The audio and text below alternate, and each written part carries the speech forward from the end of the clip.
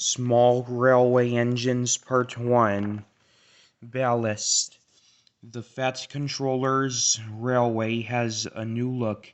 From end to end they are clearing old ballast from the track and packing the sleepers with fresh stones. The gangers are pleased. Weeds don't grow in it, they say, and even James has stopped grumbling about dirty sidings.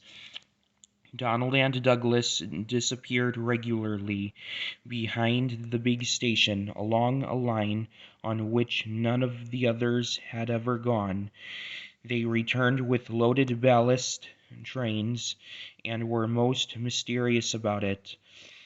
"Vera, we engines bring the ballast down fra the hills," was all they would say.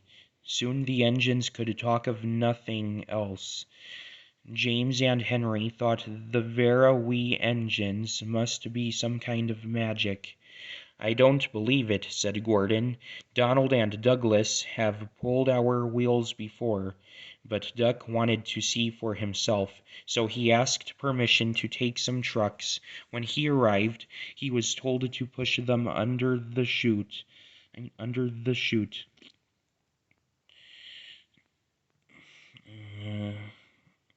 This was like a tunnel made of steel girders. On top of it stood some queer-looking trucks.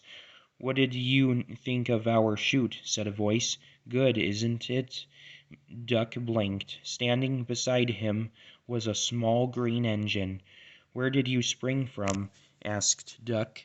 "I've been here all the time," smiled the small engine. "I'm Rex, and you, I'm sure, are Duck. How did you know?" "That's easy. There's only one Great Western engine in these parts." There was a sudden rattling and roaring. Duck's whole train shuddered. What was that?" he asked, startled.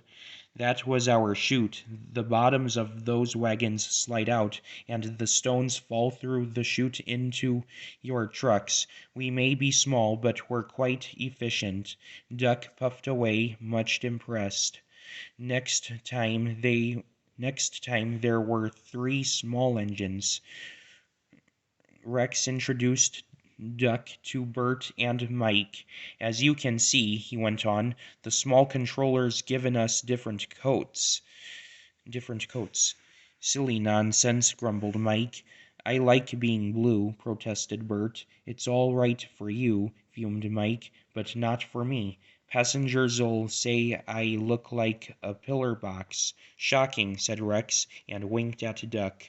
"Consider my feelings. When we were both green, passengers kept calling me Mike."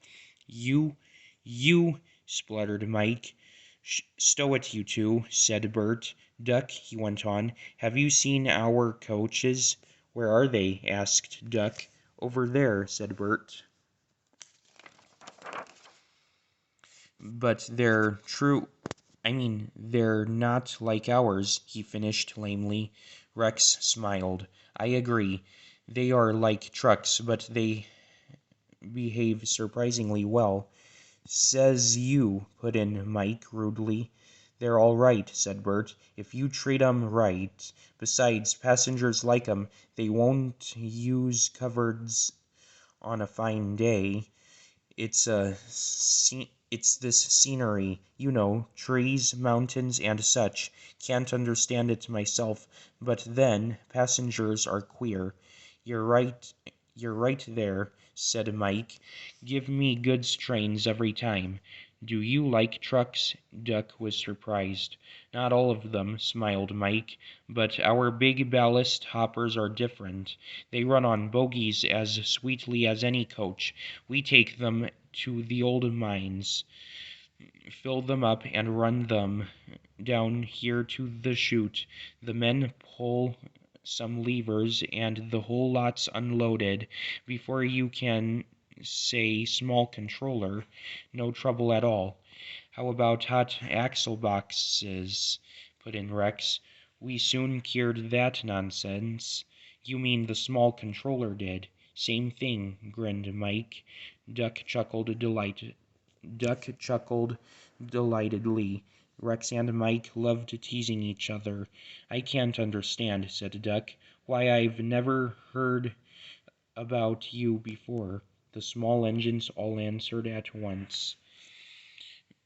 "We've only just come from our railway in England, which closed. Your fat controller asked us to come and fetch ballast for him, and he said he'd bring us plenty of passengers too." "Haven't you had passengers before?" asked Duck. "Only in England. It's our first season here." "Oh," promised Duck, "then I'll bring you lots. Goodbye, goodbye." And he puffed excitedly away to see about it.